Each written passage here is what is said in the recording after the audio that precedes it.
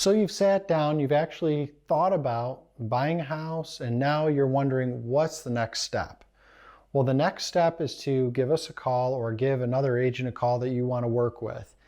What we do, and not all agents do this, but what we do is we sit down and we do what's called a buyer consult. And in that buyer consult, we go through the nuts and bolts of the entire process because even if you bought a home 5 or 6 years ago, you may not know all the different changes. And believe me, there are changes every single year in this process. So when we sit down, we're going to go through that buyer consult. And one of the things that we're going to go over is getting pre-qualified or sitting down with a lender and getting qualified to be able to go out and start shopping for homes. Now, sometimes we get the cart before the horse and we'll start looking at homes, let's say, as a buyer. And there are a couple problems with that. One, you don't know what you're qualified for.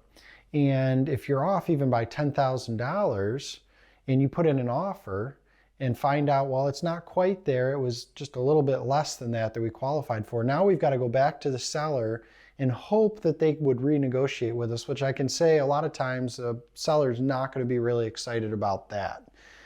Two, in a competitive market, especially the one that we're in now, and a lot of the markets around our area are relatively competitive, they're going to want to know a lot of times that you already are pre-qualified. So along with the offer that we would send in, we will send a pre-qualification letter, and we'll get that from your lender. If you don't have lenders, don't worry. We have a bunch of really, really good top-notch lenders that we can send your way.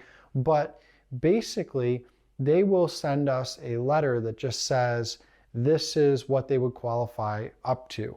Now, there's a key there. Let's say we're looking at a $200,000 house and you want to offer $185,000 and you qualify for $210,000. We're not going to show them a letter saying, oh, they qualify for $210,000.